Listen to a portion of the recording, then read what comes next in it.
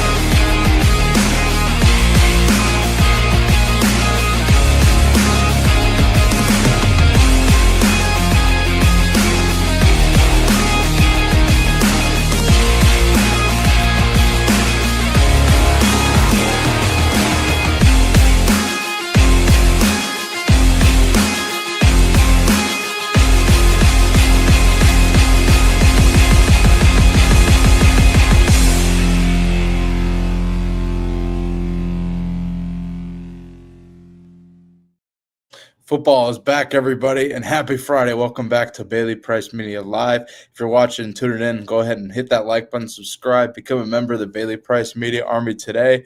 Man, finally it's football season, and college football preview is back here on Bailey Price Media, and I can't wait to do that with my main man. Without further ado, Alcorn State coach Leroy Frederick joins the show. Coach Fred, what up? Happy Friday. I can't thank you enough for joining on your busy schedule, coaching and doing what you do. How are you doing?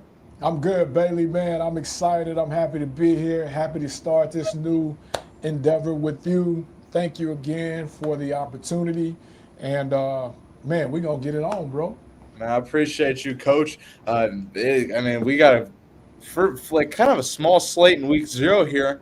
But games really start and kick off here in the morning with Iowa State versus Kansas State. And Coach Fred, this game's out in Dublin in Ireland overseas here. And I think that's kind of interesting. I don't know why they wouldn't play this rivalry game, this Big 12 in Manhattan. It seems most logical to play it at K-State, but nope, it's in Dublin. But nonetheless, Kansas is favorited, and I really think that Avery Johnson and K-State are going to have a lot of success. I think they're going to be able to run the ball as they always do every year.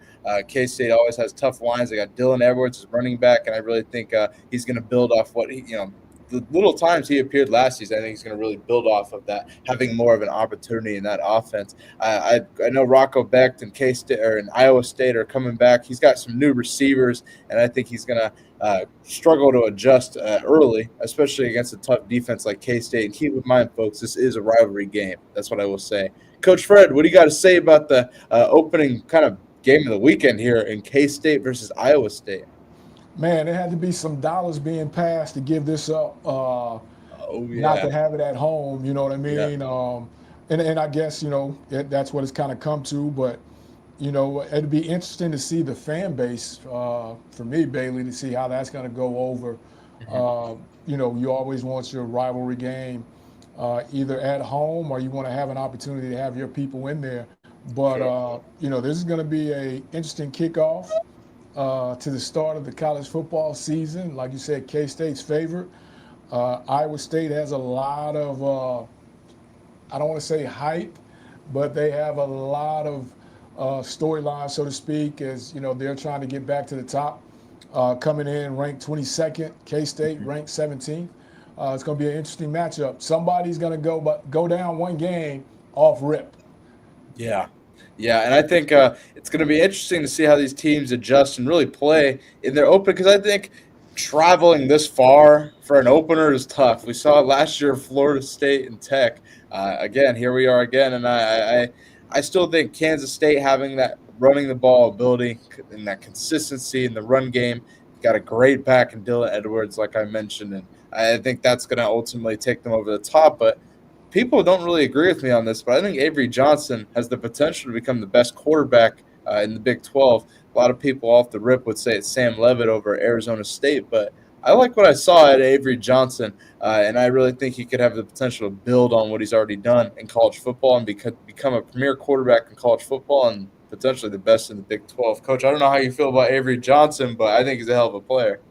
Well, you know, to touch on what you just said there, now the kid out at Arizona State is going to have to really dig in. You got to remember now his running back's no longer there, which took a lot of pressure off of him. So unless their next RB1 can be Scatterbo, you know, he's not going to see as much, you know, single high, man-to-man cover 3 type stuff, because now if they don't have to pack that box anymore, he's going to have to earn it. But you know, not taken away from him. But Rocco, you know, 3,500 yards last year, 25 TDs to 9 interceptions. You know, that right there is pretty good numbers to start off with as far as what's to be expected, you know, of him. No, for sure. And I got to get your prediction, Coach Fred. I think Kansas State 3.5. I'll take. I think they're going to really run them out the water here. I really think that Iowa State's going to struggle to stop Kansas State's run game, and I think Avery Johnson, because of that, is going to also have some success as well. Give me Kansas State. If I had to also pick the total here and kind of think of like, is it going to be a high score? I think low scoring just because of the travel and having to deal with that in Dublin. But a lot of people.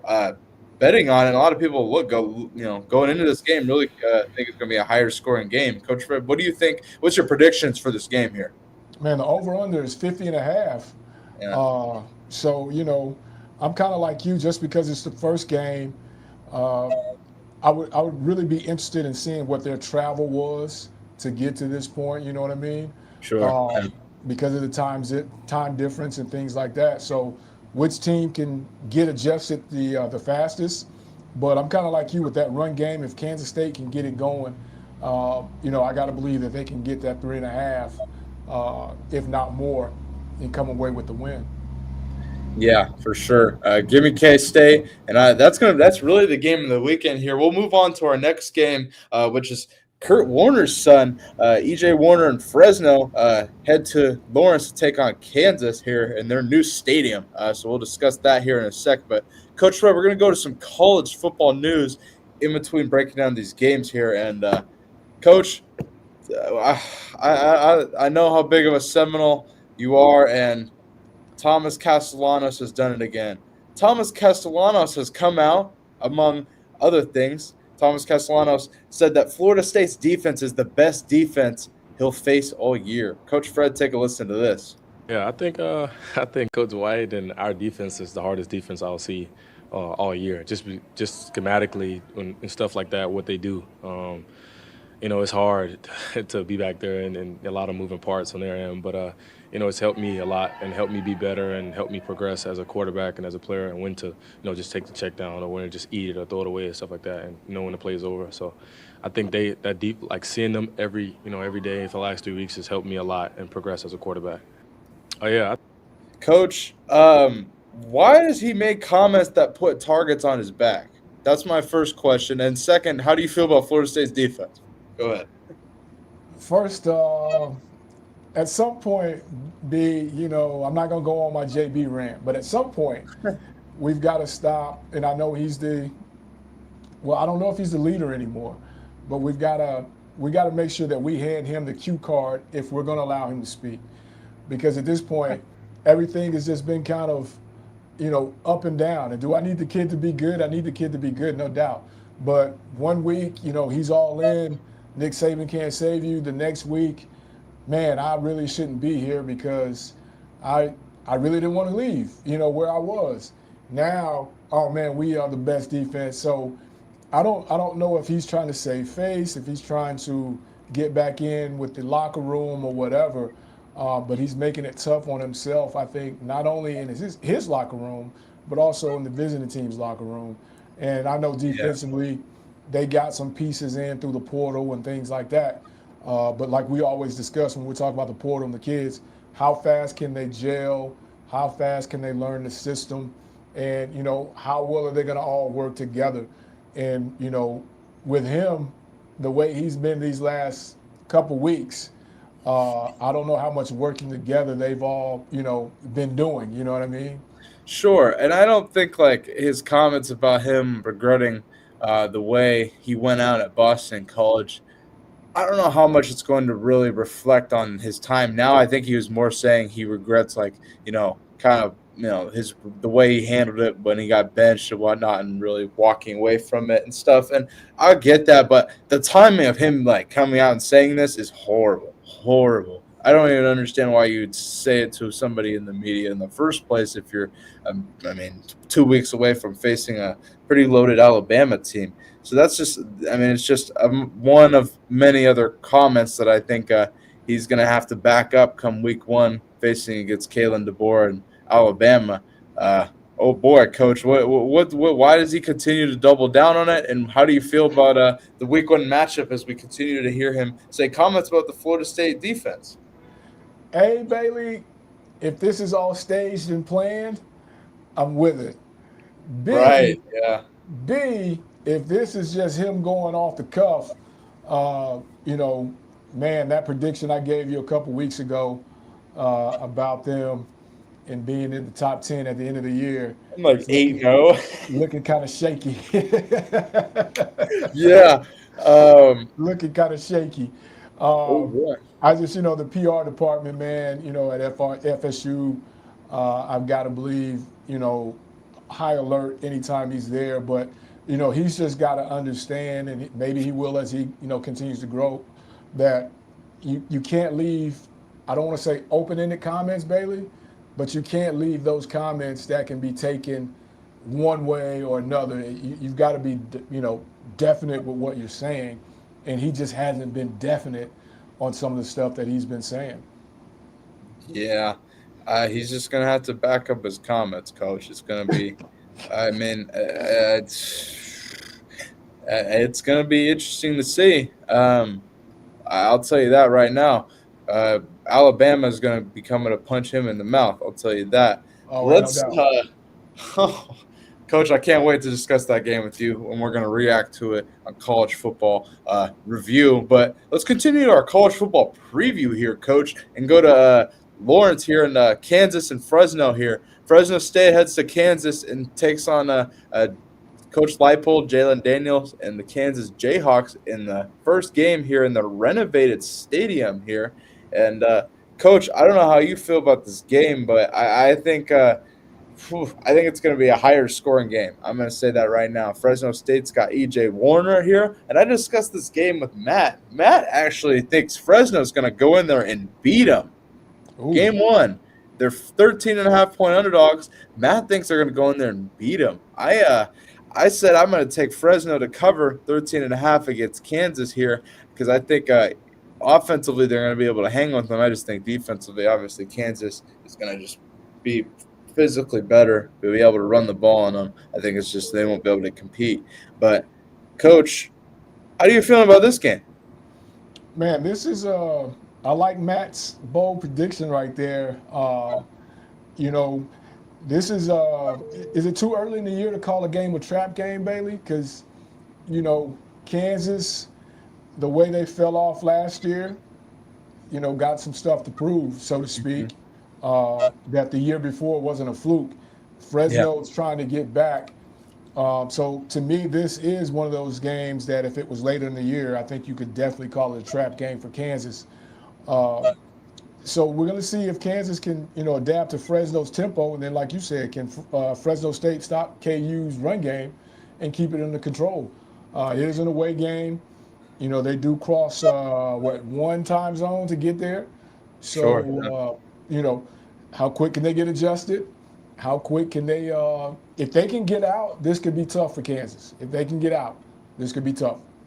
For sure. And this is a game two great quarterbacks are pretty solid quarterbacks in my opinion. E.J. Warner's bounced around a couple schools, but he has been solid, at least in every school he's been at. Even if the team has not been great, I thought he's been pretty serviceable. Jalen Daniels obviously has had some success at Kansas over the years. They had a down year last year, but again, I think they could have a really bounce back year in the Big 12. But I will say I think Fresno covers the 13.5, but Kansas wins. That's my prediction here in a higher scoring game. Coach Fred, what do you got? Which quarterback can cut down on their turnovers? They both had double-digit picks last year. Mm-hmm. Who can cut down on the turnovers? And again, I'm with you on covering. I want to go with Matt, but this is game one. Yeah. But I'm going to take the cover as a win. But KU survives. It's at home now. If this was at Fresno, I would definitely take Fresno. But like you said, KU's got some stuff they got to get done. And I think this is a game they've got to start out on the right foot with. Yeah, and the renovated stadium, they couldn't even play there last year. I think they'll win. I just think Fresno is going to give them a hard time defensively or offensively with E.J. Warner, and then the K-State or Kansas defense is going to have to respond. That's all I got to say, Coach. Let's go to another story across college football here, and I can't think all those are tuning in enough. Roberto, Rio, what up in the chat? I can't thank you enough for tuning in here. Let's go to Gainesville here, talk Gators. Coach, this is something we discussed 6 months ago, and this is a story I'm glad we get to continue to discuss in a positive manner. Cormani McClain is starting at Florida at cornerback here. Billy Napier says the Gators have 3 starting cornerbacks they would consider starters. That would be Cormani McClain, Dijon Johnson, and Devin Moore make up their secondary, and the Gator fans are certainly high on their secondary. Cormani McClain's received some high praise ahead of his season from strength and conditioning coach Tyler Miles, who's really been working Cormani McClain this offseason. As you can see here, he's got quite the transformation body-wise this offseason here. It really looks really good, a lot bigger, I will say that. From Tyler Miles, who's the Gators strength and conditioning coach, he said he's done a really good job. He's still continuing to get stronger, put on the weight, put on muscle. There's nothing about him he's doing that he's supposed to do, and he's getting stronger and faster, being better about his nutrition and everything.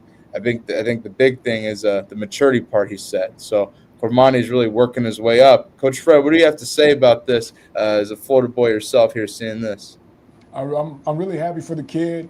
The kid's actually from my area where I'm from. So anytime you see a Polk County kid succeed, and I'm just happy that he got it right in enough time because he's super talented and he's actually put the weight on. We all know about the debacle he had from the jump with the flip from Miami to Colorado to leaving Colorado to going to Florida to getting in trouble at Florida to now it seems that he's got the ship right.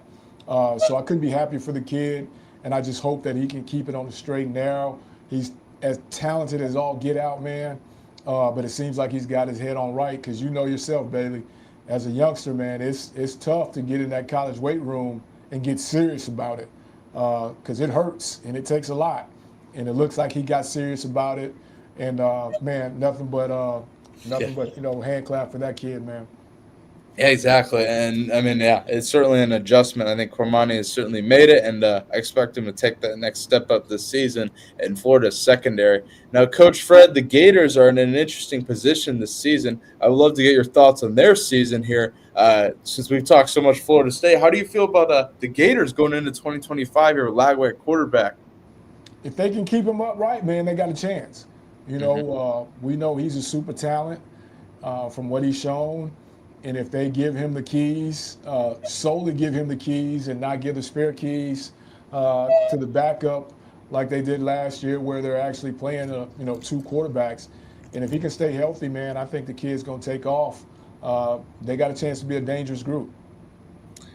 Yeah, well, Florida's first major matchup is against LSU, and I think it's going to be a major test of them. But also, I don't know how high you are on LSU, Coach, but I think the Gators certainly have a chance to take them out, even if it's on the road. So, Coach, I don't know how you feel about LSU. Being here in Mississippi, being so close to Baton Rouge, the heat's on, man. They're going to always have talent in the building, but the heat's on Coach Kelly to get that talent to actually perform. And you heard it here on the Bailey Price Show, man. if they spit and sputter, uh, be ready for the noise to get really, really loud over there in Baton Rouge, in Coach Kelly's ear there. A lot of Yeah, talent, Brian a lot of Kelly, talent. no doubt, no doubt, no doubt. Coach, appreciate the breakdown on Cormani. Glad to see him doing better. As a Florida boy, and getting your perspective on that from you as well, Coach. Let's go to the third game I want to preview here in college football preview. Hawaii, Stanford.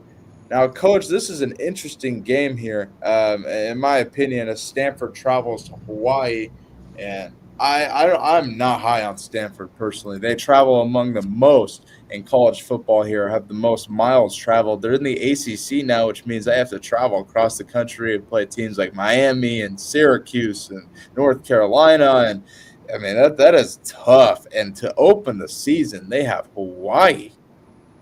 Whew. Coach, I just don't get the travel here. I don't get the defense. I asked Matt. Matt said he's got Stanford. Hawaii's 2.5-point favorites, and I think they're going to blow out Stanford. Coach, what do you got? Ooh, you got Hawaii. Yeah, Man, this is a big year for Stanford, man. Just because the fall off for them was just so drastic. with Troy Taylor situation. Yeah, Yeah, so drastic, man. Um, this is a game I think, and it's crazy to say because this is week one, but I think this is a must-have for their program. Um, yeah. if they don't get this one, Bailey, I don't know how they keep the wheels on past week five because this is such a tough road trip, Hawaii, and then like you just said, their schedule doesn't get any travel easier for No, them. You know what I no. mean? And Coach, you know how hard it is. In this era of college football, to win at Stanford, to have to recruit kids, especially in the transfer portal to Stanford. I can only imagine. They got Frank Reich as the coach there after the fallout with the Troy Taylor situation. Andrew Luck is the general manager there. I don't really know what his role there is because I've seen him do all kinds of stuff from, trying to sell tickets in the ticket room with Stanford. He's on the field running plays, and they're calling him Coach Luck. I'm a little confused at his role, but I think nonetheless it's a tough job either way for anybody, no matter Andrew Luck or whoever it is, to win at Stanford. Give me Hawaii. Hawaii, I will say, has covered, I think, 8 straight games at home. I think they're 8 straight against 8-0 against the spread in their last 8. So I will note that about Hawaii. You forgot one other job that Coach Luck's got. He fired a coach. Yes, he did. Yeah, he fired Troy Taylor too, so that is also true. He's got all kinds of roles at Stanford as the general manager. But nonetheless, that's going to be the third game in week 0 here, man. I think week 1 is far more interesting, Coach Fred. But I'm a football junkie. I think you are too. So I'm glad we're back here getting to debate and talk some games here. Coach, I want to get your perspective here on something. So this is interesting. Nebraska Cornhusker fans, you're going to like this. Matt Rule is starting a podcast. He is starting a podcast ahead of the 2025 season. He's calling it House Rules.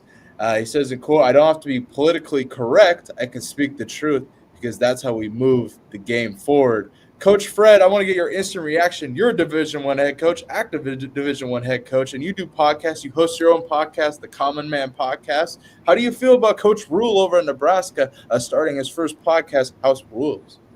I can dig it, man.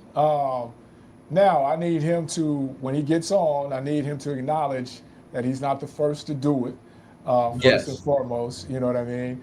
But no, I'm really interested in seeing it, man, because I hope he actually comes on and is really, I don't want to say living in the truth of it, but I hope he's open, and it's just not one of those deals. A lot of head coaches become very paranoid when they become that, but to see that he's willing to open up and put himself in that light, man, that is really, really interesting, man, and I applaud it.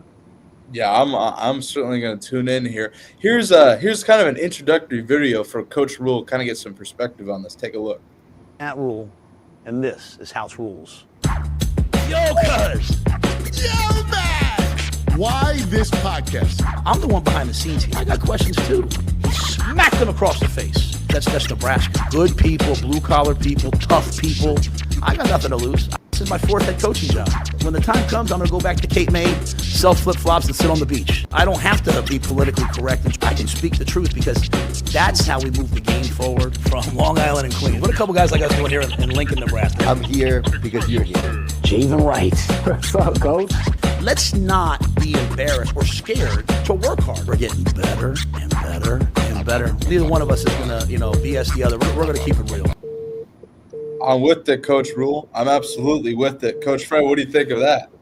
I can dig it, man. I just hope that, he's open about it and, he really gets into it. You know what I mean? Don't water it down. I mean, if you're going to do it, let's do it. You know what I mean?